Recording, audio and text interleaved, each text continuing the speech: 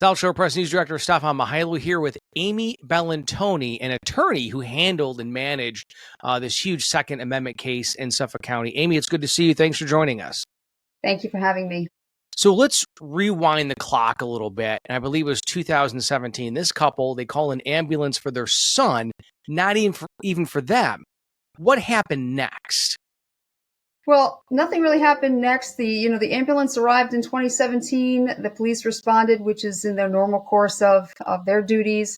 There was another ambulance call in 2019. Fast forward to 2021, Diane Lamarco was up to reinstate or recertify her handgun permit. So she got the packet together and submitted it to the Suffolk County Police Department in their Pistol Licensing Bureau. And as part of their obligations, I guess, they went through all the calls that had been made to the Lamarco's homes and saw that there were police responses, even though there wasn't really any criminal activity going on, and noticed that, for one, there was a response. Secondly, there was a response related to mental health. And third, that the Lamarcos didn't tell the Pistol Licensing Bureau that they had an ambulance respond. So all three of those factors prompted Suffolk County to suspend her pistol permit and also her husband's pistol permit and to seize all of their firearms. But how can they do that for two huge glaring reasons? Number one, the Second Amendment, of course. Our founding fathers thought so much of it, they made it the second one. But also, two, the call had nothing to do with them. So how could Suffolk County Police actually confiscate their firearms and revoke their pistol permits? So for at least a decade, I would say my first experience with Suffolk County started in 2018 in a case that I represented a client, and they had the same policy was in effect with regard to that client at the same time. The policy in Suffolk County is that if anyone in the household is disqualified from possessing firearms or perceived to be disqualified, because certainly just a transport for a mental health evaluation does not disqualify someone. But if you're transported, anyone in the household has a disqualifier, then everyone in the household is disqualified. And no one in the household can possess handguns.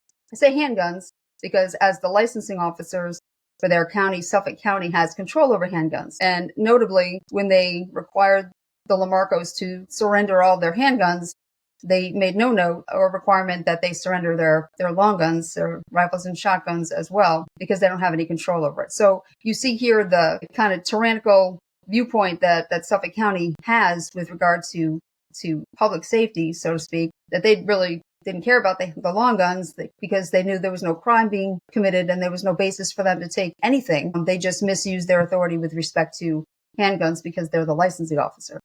So obviously the couple contacted you, you took their case, then what happened? Lawsuit was filed?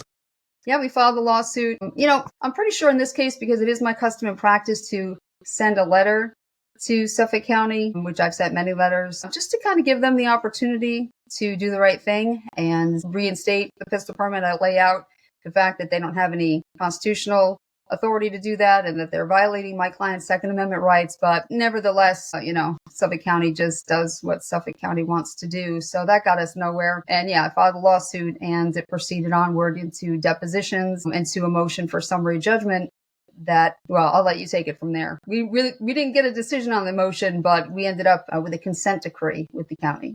But with the depositions, and you heard testimony from the pistol permit office with Suffolk County Police that basically, no, it had nothing to do with storage, long guns. It had to do with an ambulance call for someone else. Was there a point from your attorney perspective where you thought, okay, they know they're going to lose and they're going to settle? I'm personally, and I always check with my client to see what their interests are because it's always their interest first, right? So if they want to settle, if they just want reinstatement of their pistol license, then that's the way we go. But I've been blessed along the way to have clients that are just in it for the purpose of it. Yes, they want to protect their rights, but they also want to make sure that this just stops and they have a bigger picture in mind, as do I. So my focus isn't on settling. My focus is on specifically getting a court order. I want that order. I want that decision from the summary judgment motion because I want a court to say, you're violating the Second Amendment, period. And that didn't happen in this case. But wasn't there a consent decree that basically Suffolk County says, okay, we technically are not going to admit wrongdoing, but, slap on the wrist, so to say, we're not going to do that again. We're never going to take someone's pistol permit or their firearm. Yes. So the judge encouraged a consent decree to be entered into, and through negotiations and the assistance of the magistrate judge who was assigned, who was very helpful, yes, we did enter into a consent decree, which was beneficial. First of all, a consent decree is not appealable. Right. So even though there's no admission of liability, it ends there and the policy ends there. And really what I was seeking was a consent decree that covered the entire policy, because the policy itself is if anyone is disqualified, then everyone is disqualified.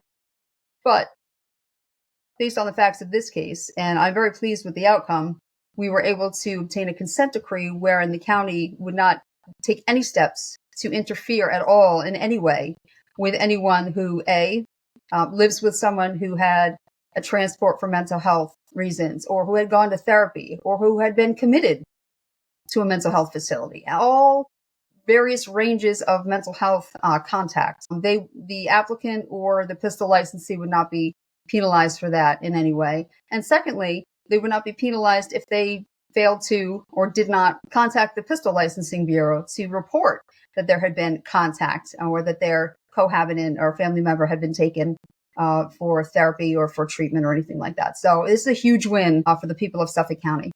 Because it sounds like the police department would have had to make the legal argument that their policies supersedes the Second Amendment. How Right. much of a legal leg would they have even been able to stand on? None. In fact, when I moved for summary judgment, which essentially is asking the court to find in our favor as the plaintiffs, because as a matter of law, because there's no factual issue. So as a matter of law, we're entitled to judgment. We're entitled to win on the Second Amendment issue. The county argued that this case fell outside of the Second Amendment. They didn't argue Bruin. They made no argument under the Second Amendment at all because they couldn't, because there is no historical analog. I mean, Heller itself in 2008 held that the Second Amendment is an individual right. So to penalize someone and to terminate their Second Amendment rights and to disarm them based on the acts of a third person, whether they're cohabitant or not, absolutely, patently violates the Second Amendment. But the county put forth no defense.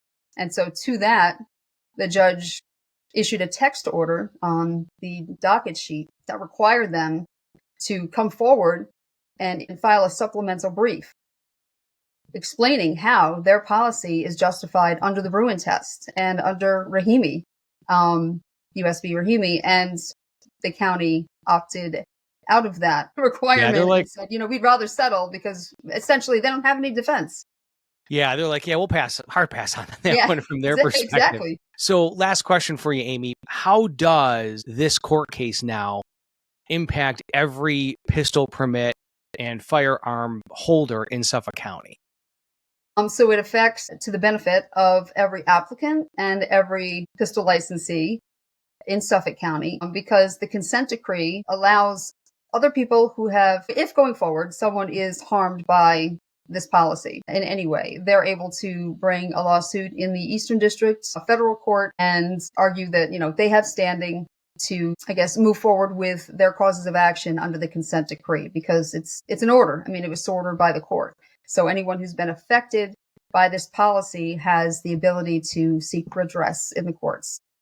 And so does it mean that basically Suffolk County Police can no longer confiscate firearms or pistol permits from someone who may have had another person in their home with a mental health issue? Yes, right. So if through no fault of the pistol licensee, in other words, all of the facts relate to a cohabitant who has therapy or mental health issues or was transported or the ambulance came or the police came to accompany them, no negative action can be taken against the licensee.